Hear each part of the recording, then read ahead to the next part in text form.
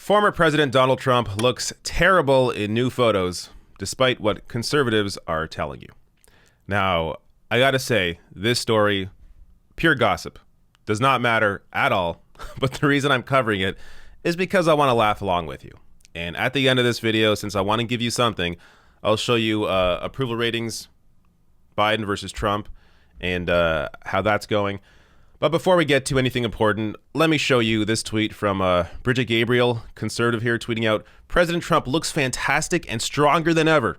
Oh, man. Look at this guy looking real like nothing. There's nothing about this photo.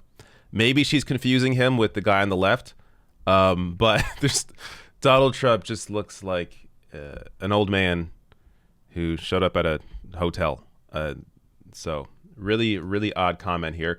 But it was not a one-off. In fact, there were several comments like this. Here's another one. Nick Adams, another conservative, tweeting out, President Trump is looking better than ever before. He's getting in shape for 2024, and the liberals are freaking out. No, this is not a parody. No, this is not a joke. This is a real conservative. I'll show you in a second. He plugs his book after this. But look at this photo.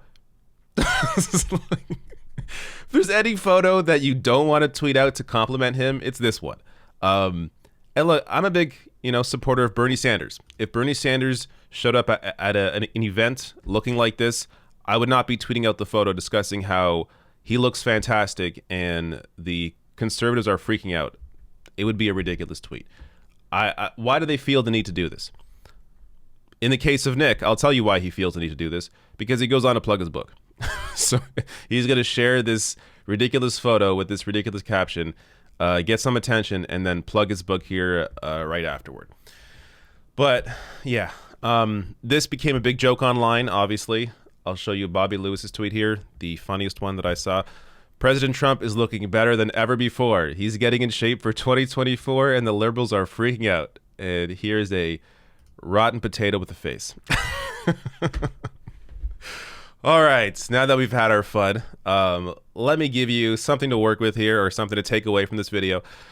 The CNBC All-America Economic Survey shows 54% of Americans want Trump to remove himself from politics entirely. That was the sentiment of 81% of Democrats and 47% of independents, but only 26% of Republicans. When it comes to Republicans, 74% want him to stay active in some way, including 48% who want him to remain head of the Republican Party, 11% who want him to start a third party, and 12% who say he should remain active in politics but not as head of any party. So I gotta say, his support appears to be dropping a little bit. Only 48% now, less than half of Republican voters want him to stay the head of the party. I think his time away from social media has some impact on this. So Facebook, Twitter essentially kicked him off social media. He hasn't had much of a day-to-day interaction with his base. I imagine this has some impact here on how many people in the party want him to stay the head of the party. Out of sight, out of mind, I think is part of the reasoning here. Last thing, comparing Biden to Trump. So this is a PBS NewsHour poll. Sorry, a PBS NewsHour NPR Marxist poll. Or Marist poll. Marist poll. Their results here. Do you approve or disapprove of the job Joe Biden is doing as president? So Joe Biden, March 2021, approve 49%. Donald Trump in January, it was 38%. Disapprove of Joe Biden is 42%. For Donald Trump in January, 57%. And unsure, 10% to 5%. Now, this is, Donald Trump is a low bar. So clearing that bar by 11 points,